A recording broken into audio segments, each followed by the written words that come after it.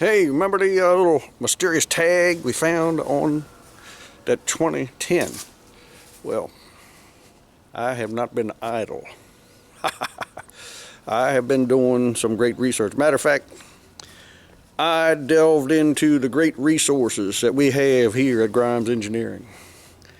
And I took it upon myself to do some traveling, some investigative reporting here. And jumped on our private corporate jet and flew out west to the source of where this tractor came from, and did some digging, little detective work. It was costly, but it was well worth what I found. Was well worth it. You're going to be excited. You're going to enjoy it. You wait and see.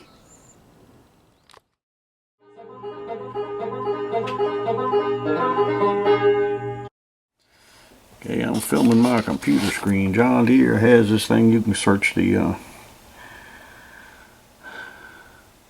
serial number. You can search the serial number. I put my serial number in for that tractor there, and it says it was sent to the selling dealer, Carol's Garage, Dameron, Maryland.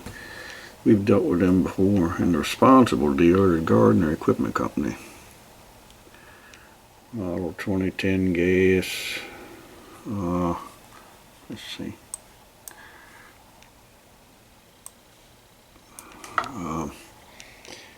Delivery date. It says the settlement date, the invoice date, and the registration date are all the same. 1st of April 1964. And it's sold as a used demonstrator.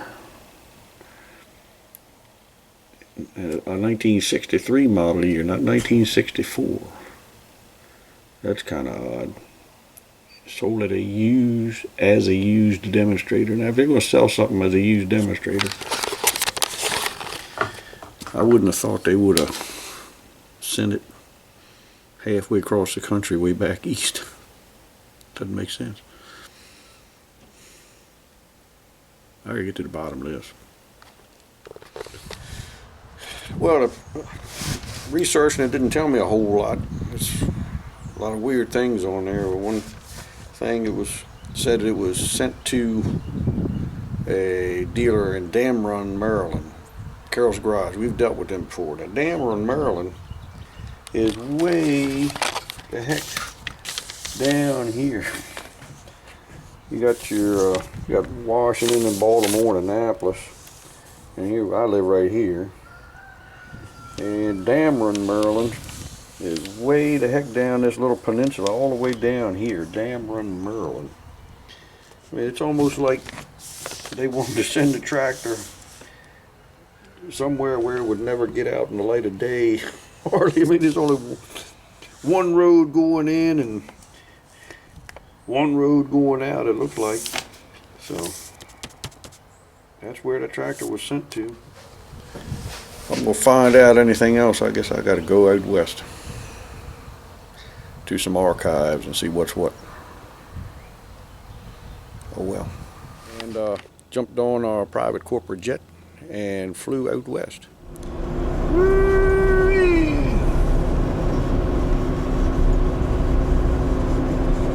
Up on this little town here just outside of Dubuque, Iowa. A lot of people don't realize there's a Dubuque Archives. That's where we're headed now. It's not widely known, but deals with more minute details of what happened on the Dubuque end of things. So that's where I'm trying to get to now. This is it. I don't know how best to get around there. Let's see. Let's see if I can figure out how to get up there where I need to go. Let me park. I guess I'll head on in. I don't know.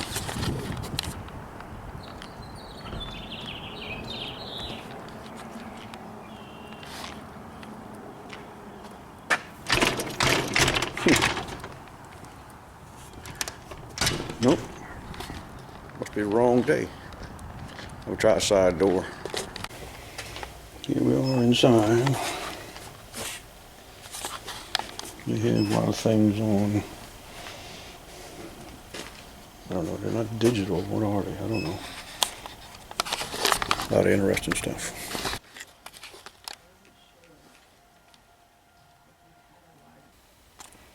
Look, they even have some, like a library in here. Let me ask this guy something, as I'm not finding what I want. Hey, can you give me a hand? Hey, what are you doing? Put the recording device away. Yeah, oh, okay. Put the recording device away now. Well, that went well. Evidently, they do not have a great fondness for people digitally recording things inside there. Therefore, they requested I leave, which I did. I wasn't finding what I needed anyhow. I did finally get out of somebody that they have some more records in their basement, but they do not let anybody go down there. Not even evidently powerful, influential members of the media such as myself. It was at that point when I requested that they escorted me out. But anyway, I've come a long way and I ain't going back without something. So I may go back and visit tonight. You'll see. Okay. I'll come around back to the back entrance. The basement entrance. I don't know if it's going to be open or not. Let's see. Locked. I didn't bring the lock picking stuff. Wait a minute. Let's see. Sometimes people.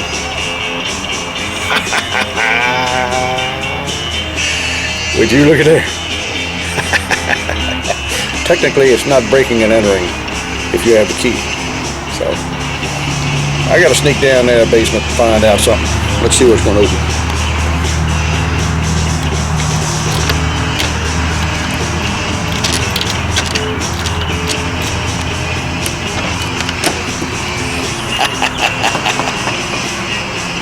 Shall we enter? Okay. Full disclosure,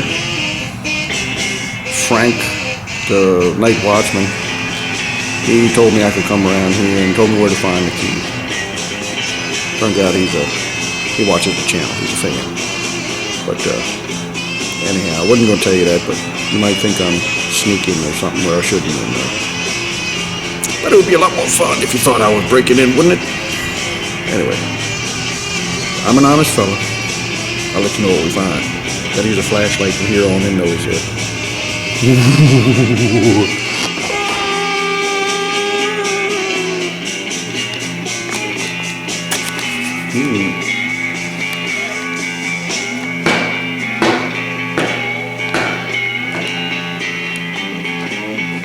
First, I gotta go get my flashlight. Hey, got my headlight on. It's dark down here. Been looking down here for a good while. These files. I finally found this. Been down here for about an hour. Looking around, I finally found this 2010 X26, this file down here. And it's got the serial number of my 2010 on the file. So, I thought that was pretty exciting. So I found that. And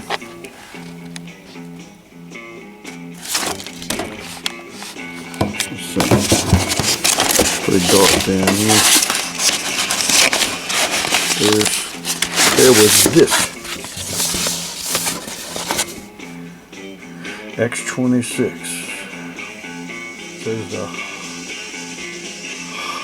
Huskenhofer incident. I don't know. Opened it up and there was something in there. Hold on. I opened it up and there was this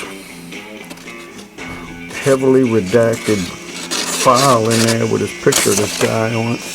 And I looked through it, and I guess this guy was Millard Huskenhofer, who was evidently an engineer there. At least it's on the back, it says Husky. Huskenhofer has a phone number there. Anywhere on here, it gives his, used to be his address, and I'm going to Google it, see. I'm sure he's not around anymore. We'll see if he's got anybody in his family that's still around. See what I can come up with. I'll let you know. I'm taking this with me.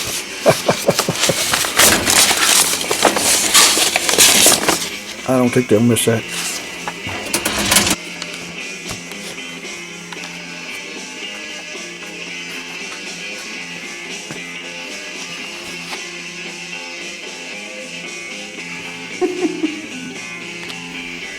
I can't believe they had a file like that. And this picture that I found, Husky Huskenhofer. He was the engineer working on this thing, evidently. Tomorrow, well, I guess tonight I'll try to Google, get some information, and find out if he's got any family around, and get in touch with him tomorrow. And we'll get some sleep tonight. Anyway, I'll catch up with you later on.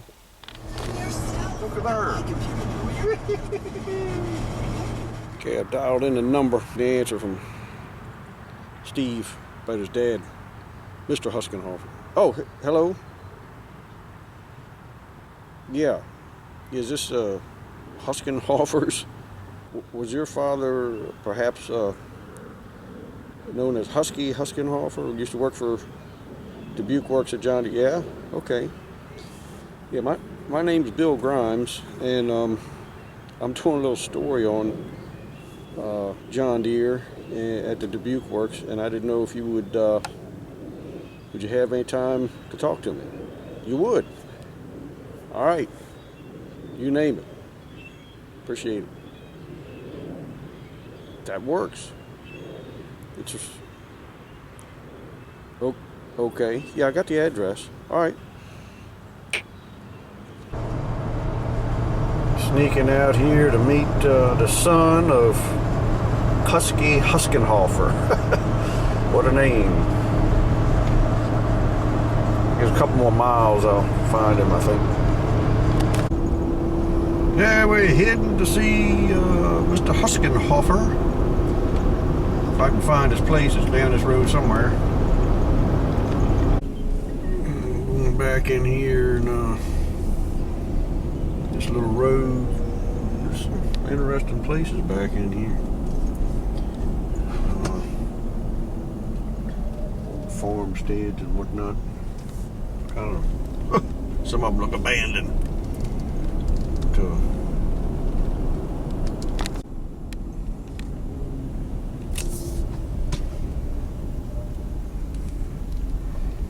Well,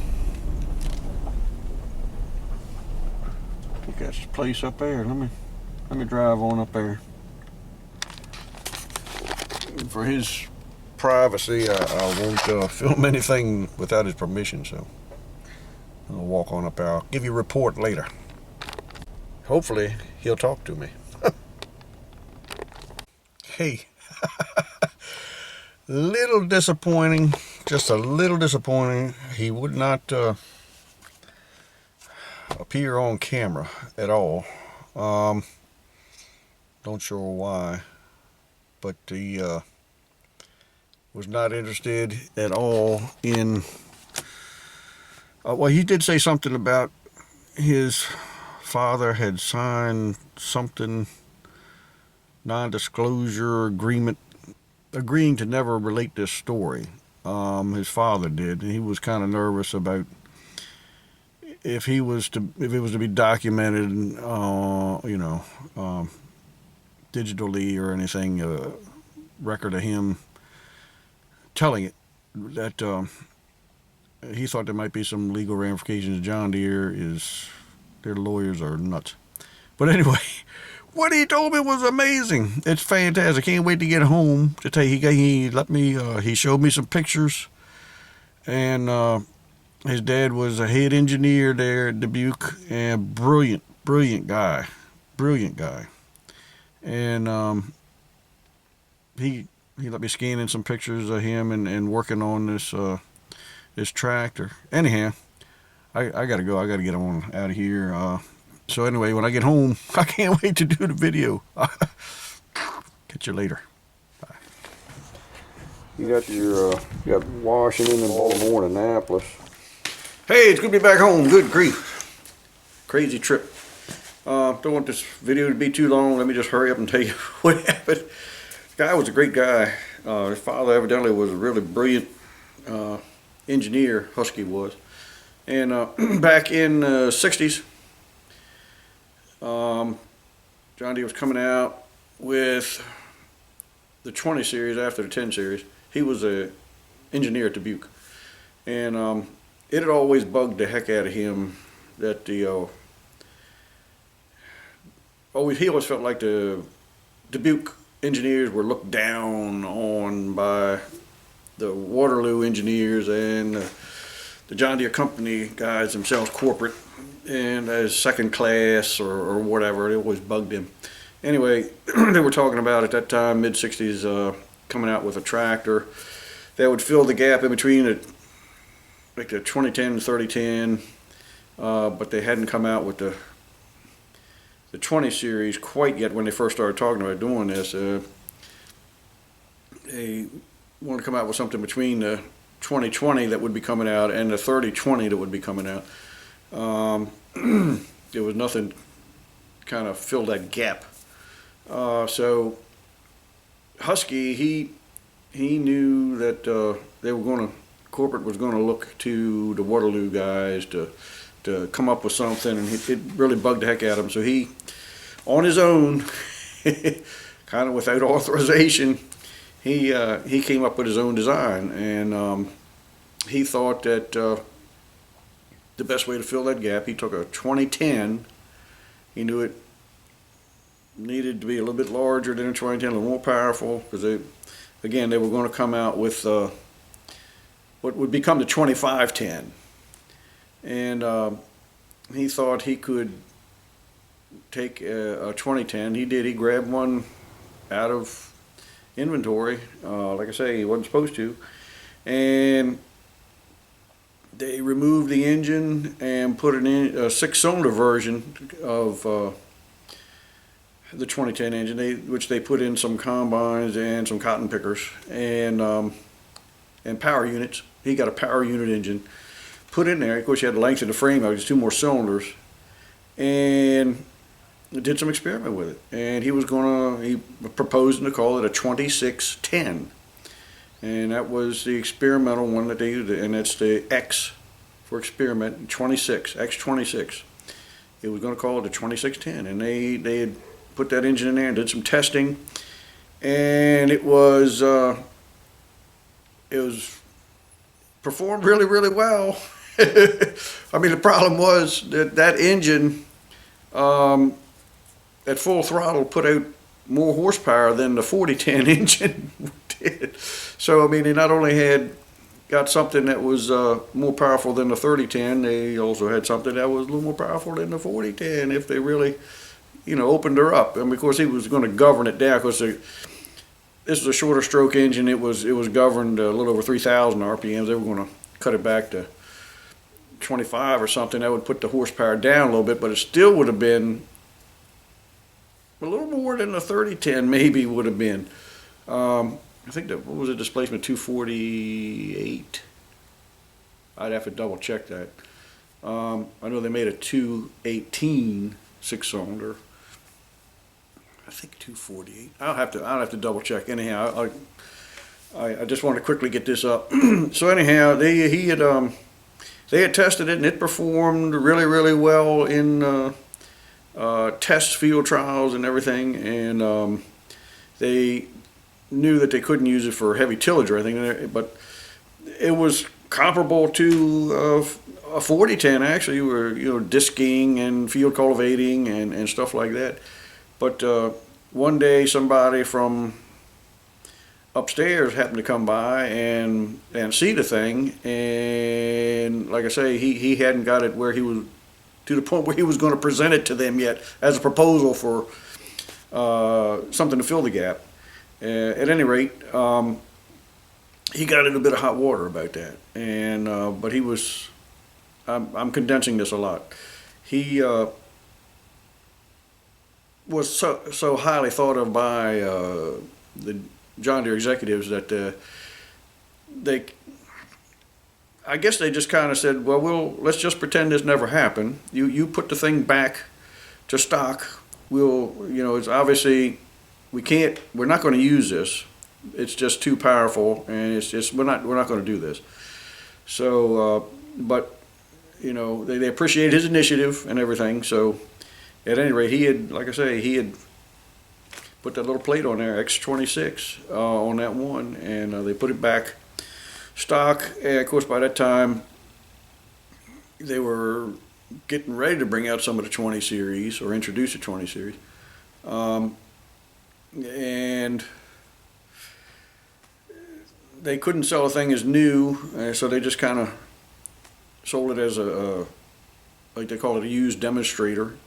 And they wanted to ship it out as far as they could, and then the dealer down Dameron, Maryland, they don't have any more records anymore because they had a fire, I don't know, 25, 30 years ago. We tried to get some records of some stuff that we bought from them or traded into them, and couldn't. But anyhow, that little dealership down there is since going out of business. But they wanted to get it somewhere way far away from it. They just wanted to kind of put the thing behind them, and that's what they did. But yeah, that's what that was a neat idea to put that 6-cylinder in there. And like I say, it was a Hummer.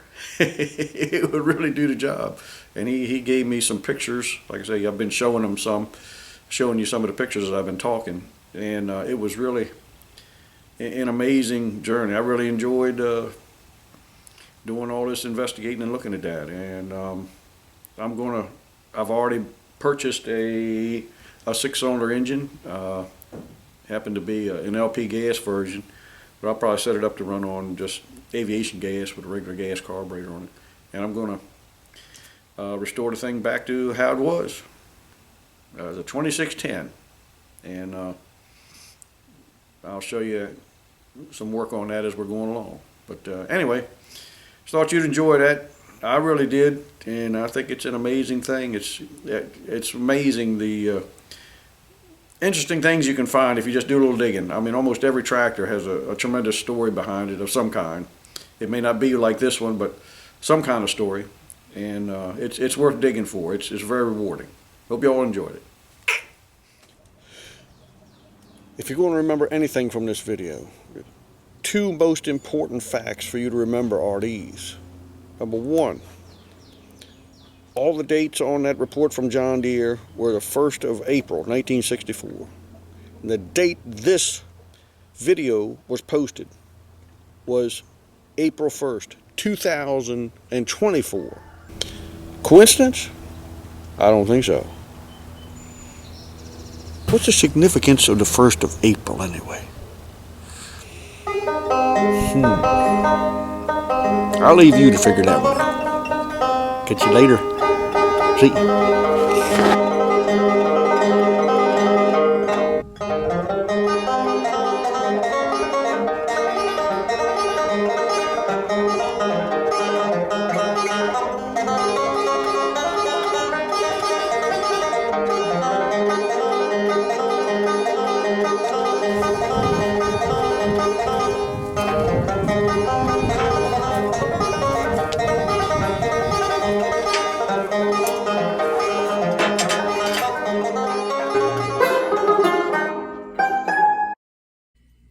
This here has been a Farm Ways presentation.